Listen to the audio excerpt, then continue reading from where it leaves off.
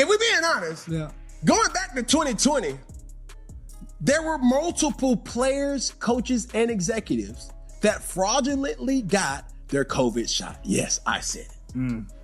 Aaron Rodgers wasn't the only one. Yeah. He wasn't the only one in the Packers organization.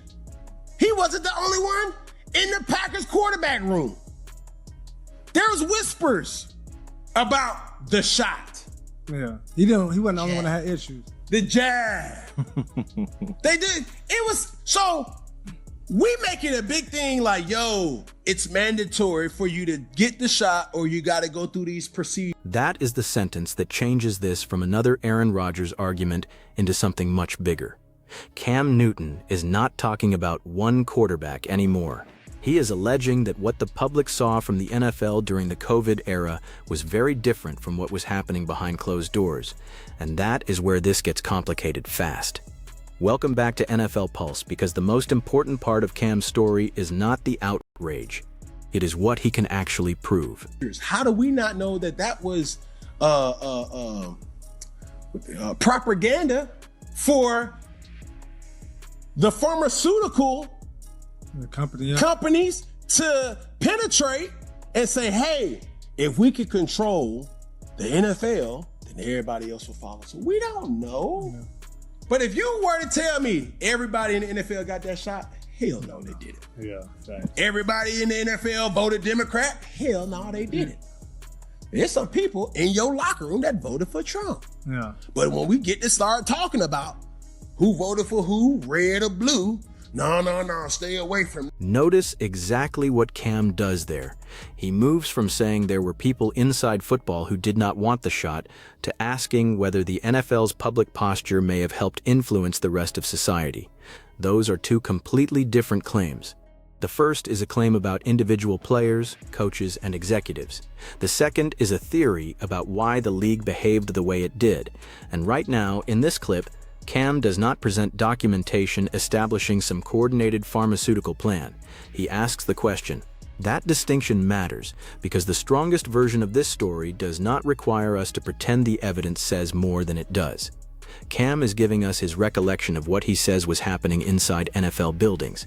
He says Aaron Rodgers was not alone. He says there were other people in the Packers organization and even inside that quarterback room whose private decisions did not necessarily match what outsiders assumed. If that recollection is accurate, then the real story becomes less about one controversial player and more about how incomplete the public picture may have been. And keep that in mind, because later Cam says something even more revealing about the pressure athletes faced when they tried to speak outside the approved boundaries of football. Don't talk about that. Yeah. Shut up. No, shut the hell up. Yeah. Like when you start speaking on topics that's outside of your sport, no. We don't want to hear that.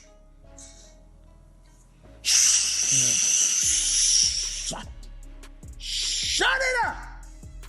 But it's real though. Yeah. But how did you navigate that though? There it is. That may actually be the more interesting point than the vaccine argument itself. Cam is describing a culture where athletes can be encouraged to speak when their message fits the moment, but suddenly be told to stick to sports when the subject becomes uncomfortable. You do not have to agree with Cam's politics, Rodgers' politics, or anybody else's politics to understand why that tension matters. Professional athletes are public figures, but they are also employees operating inside massive corporate ecosystems with sponsors, media partners, league rules, locker room dynamics, and millions of dollars attached to every controversy. That creates a powerful incentive structure. Speak on the safe subject and you may be praised for using your platform. Speak on the wrong subject and suddenly the discussion can become whether you are a distraction, whether you are hurting the team, whether sponsors are uncomfortable, whether reporters are going to hammer you for a week, or whether every press conference is now going to become about something other than football. Cam's complaint is essentially that the boundaries were never neutral. In his telling, there were opinions people could express publicly and opinions that immediately triggered the message, "Stop talking." That does not prove censorship by some hidden central authority. It does show why players may have chosen silence, even when their private beliefs were different from what fans assumed. And that is where the Rodgers story starts looking different, because Rodgers was one of the few stars willing to absorb the backlash publicly. But how did you navigate that though during that time? Because it was so polarizing. It was everything that everybody was. I mean, yeah. Interesting. There were people in the Packers QB room that didn't take the shot, besides Aaron Rodgers. And now the host asks the question that should have been asked immediately. How did you personally navigate it? Because Cam was not some anonymous backup trying to survive roster cuts.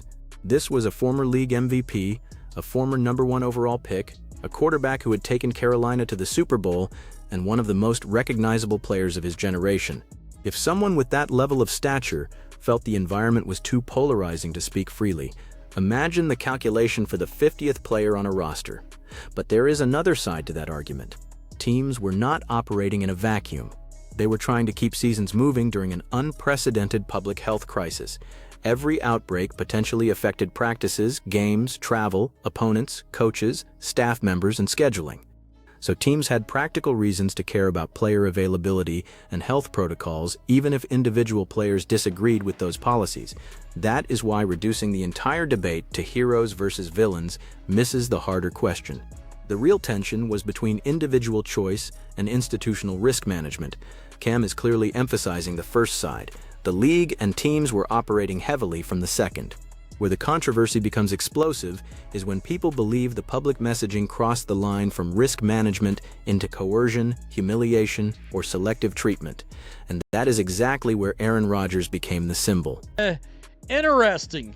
There were people in the Packers QB room that didn't take the shot, besides Aaron Rodgers. And let's see, Rodgers was still with the Packers then. He wasn't with the Jets yet, right? I almost think that's right. So, yeah, I'm almost certain that's right. Let me just look, because we're talking 2020. Wasn't he with the Packers through 2021? Come on, Pro Football Reference.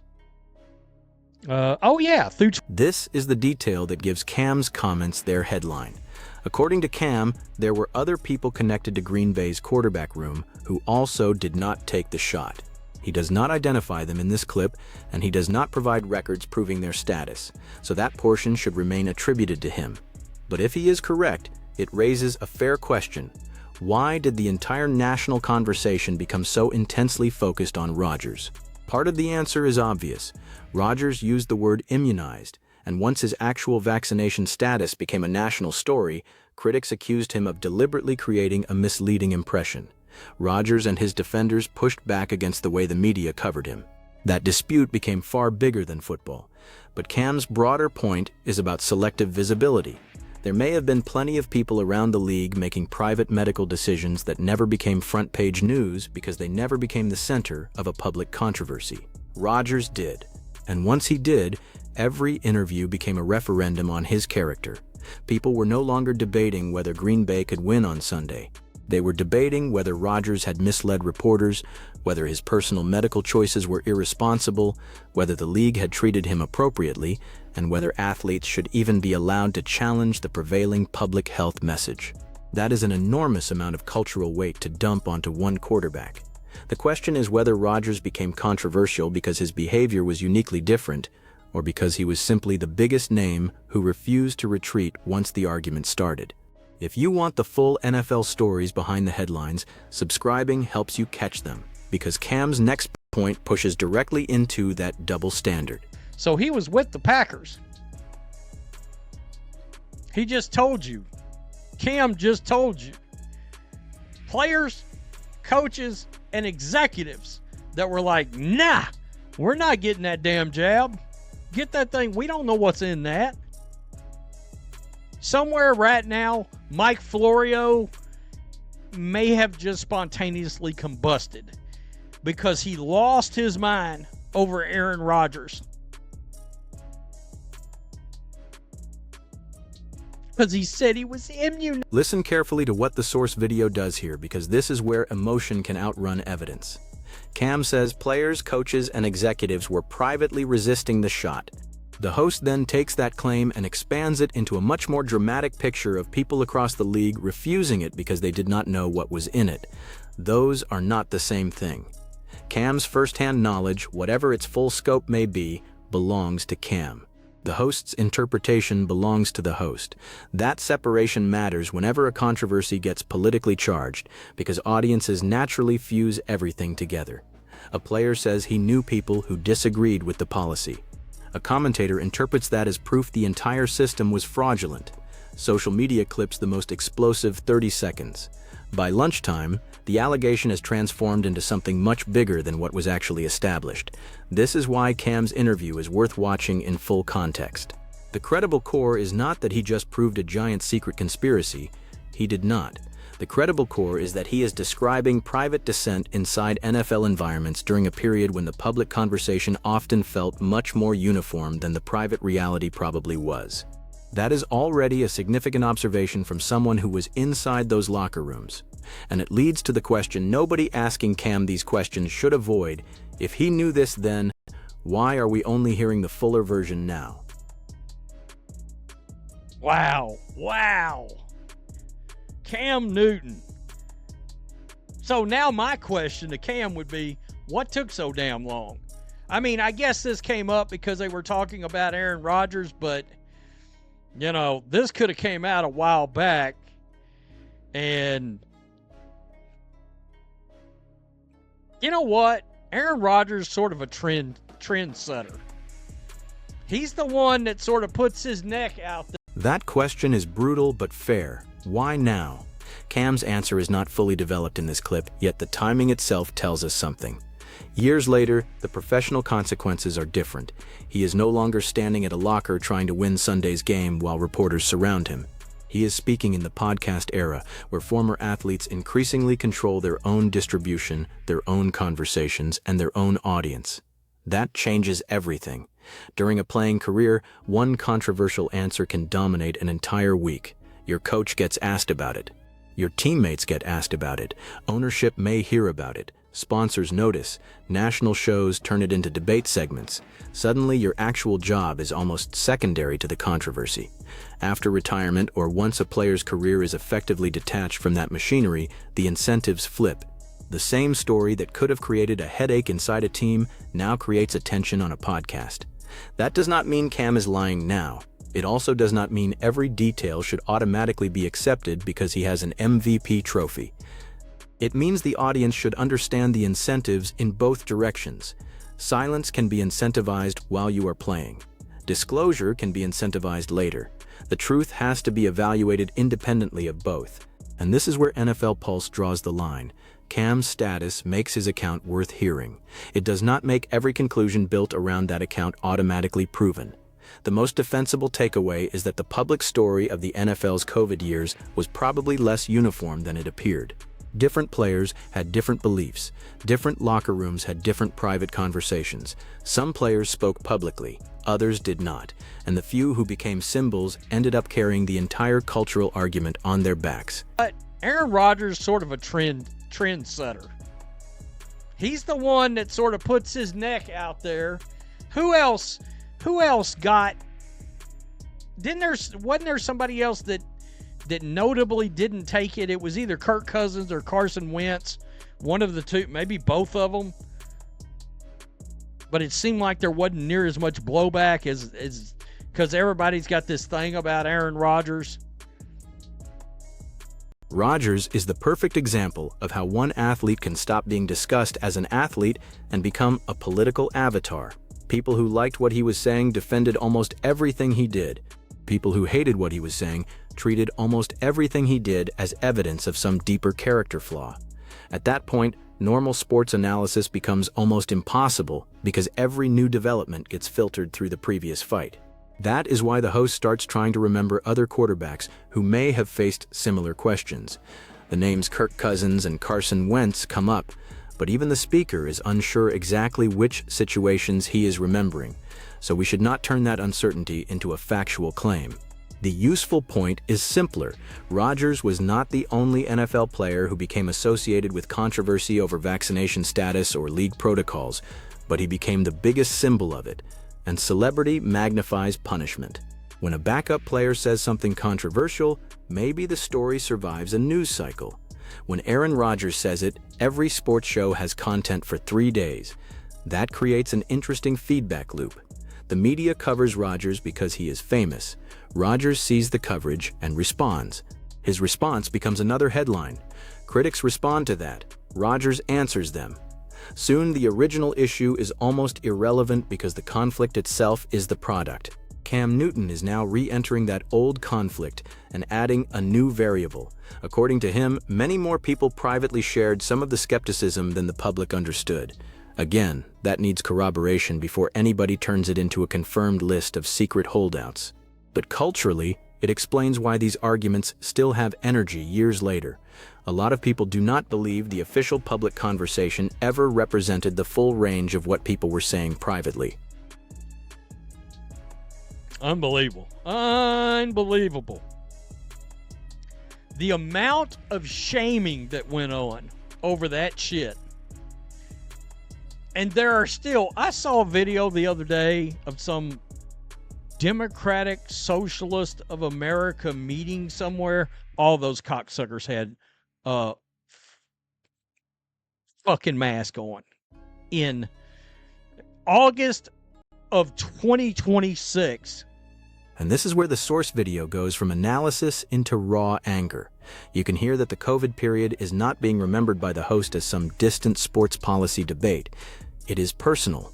For millions of people, those years became tied to fear, isolation, workplace rules, family arguments, school decisions, political identity, and resentment over how neighbors treated one another. That emotional residue is why even a football conversation can suddenly explode into something much larger. But anger is exactly when precision matters most. If Cam alleges misconduct, ask what he personally witnessed. If he says people inside the league did not receive the shot, ask how he knows. If he suggests public messaging was propaganda, ask what evidence connects the league's policies to the motive he is proposing. Those questions do not weaken his story. They strengthen whatever part of it can survive scrutiny. Because there is a massive difference between saying the NFL had players who privately disagreed with the public message and saying the NFL was knowingly participating in a coordinated scheme designed by pharmaceutical companies to control the public. The first could potentially be supported by testimony and records. The second requires far more evidence than this interview provides, and that difference is the payoff at the center of this entire controversy. Cam Newton did not just expose a completed, proven conspiracy in this clip. What he exposed, if his recollection is accurate, is a gap between public perception and private locker room reality. That may sound less sensational, but in some ways it is more interesting, because institutions are rarely as unanimous internally as their public messaging makes them appear. Players disagree, executives disagree, coaches disagree. Some people comply because they agree, others comply because they want to avoid consequences. Some challenge the rules, some stay silent, some simply want to play football and go home. The mistake is assuming every person participating in the same system believes the same thing. And it's granted, it's ESPN, you talked about COVID-19, but I'm just saying not this per se, but the ability to say certain things that can be, you know. Man, let's just This is how this started. They're talking about Aaron Rodgers going on ESPN last week and absolutely taking a flamethrower to Anthony Fauci on the Pat McAfee show. be honest, bro. And I hate to be the whistleblower, but call it how I see it. Now go back to how this whole conversation started. Aaron Rodgers had once again criticized Anthony Fauci publicly, and that becomes the doorway into Cam's comments. That matters because this is not some random confession that Cam walked into a studio determined to release. It emerges organically from a wider discussion about what athletes are allowed to say and how public opinion changes over time. And time does change these conversations. Statements that were once treated as career-defining scandals can look different several years later. People revise opinions. Media personalities soften old positions. Athletes who stayed quiet begin talking. Policies that once dominated daily life become historical case studies. But revision can also go too far. There is a temptation after any major crisis to rewrite the past as though everybody knew exactly what was happening in real time. They did not. There was uncertainty. There were legitimate health concerns. There were also legitimate debates about mandates, privacy, risk, institutional authority, and how much pressure employers should be allowed to place on individuals.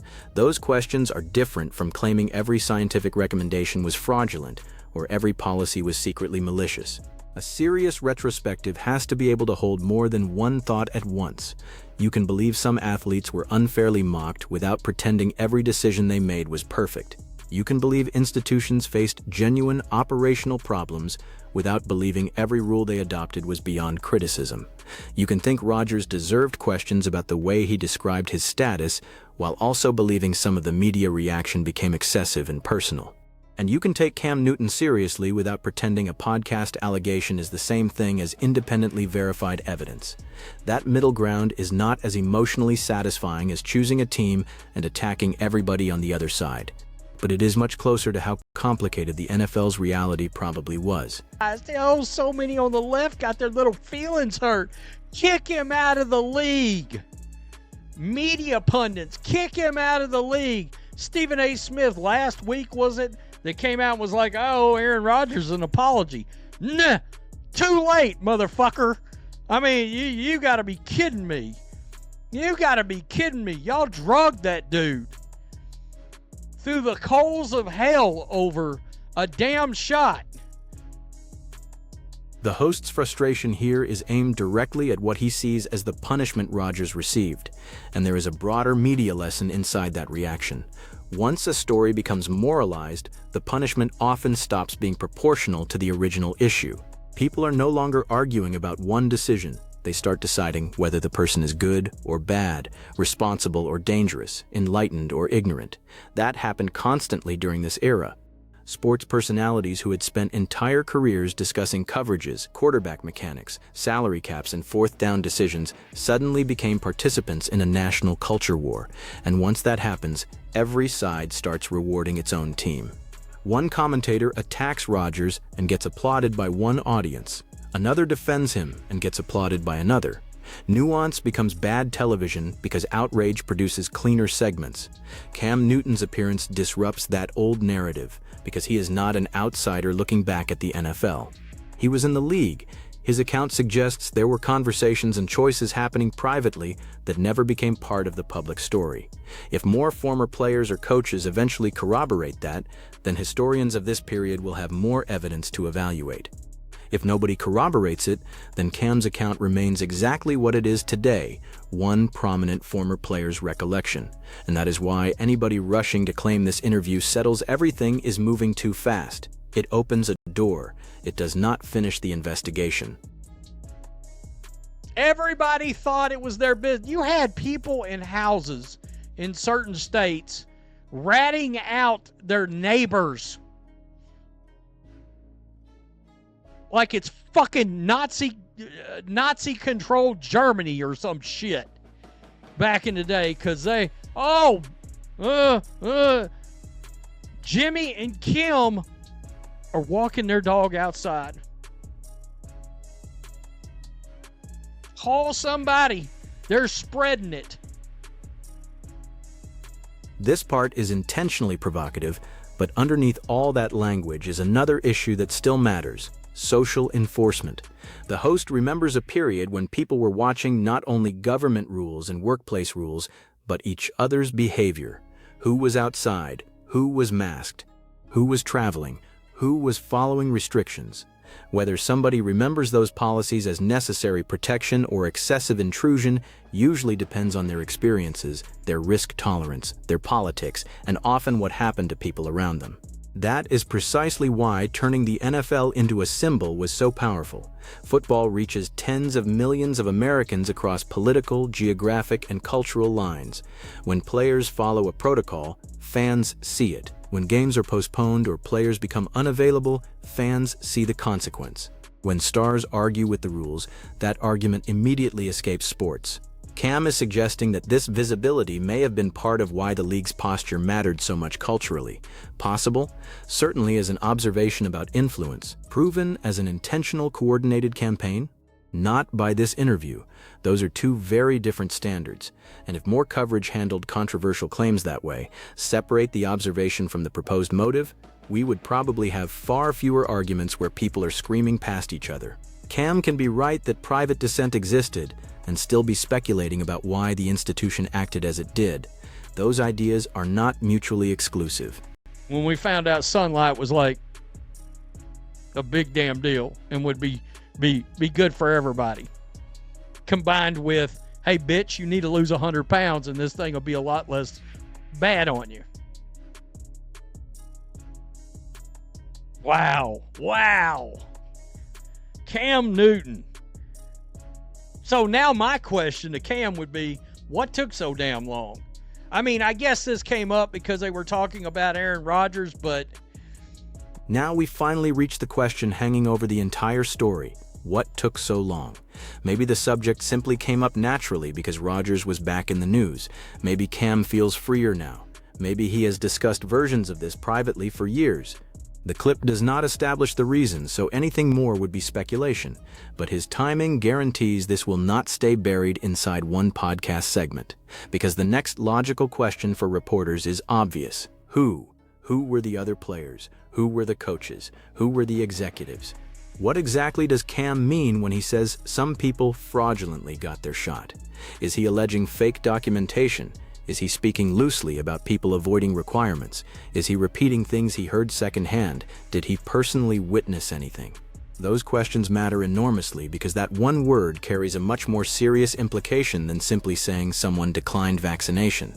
And until Cam provides specifics, it should not be treated as an established accusation against unnamed people throughout the NFL. This is where responsible skepticism has to work in both directions.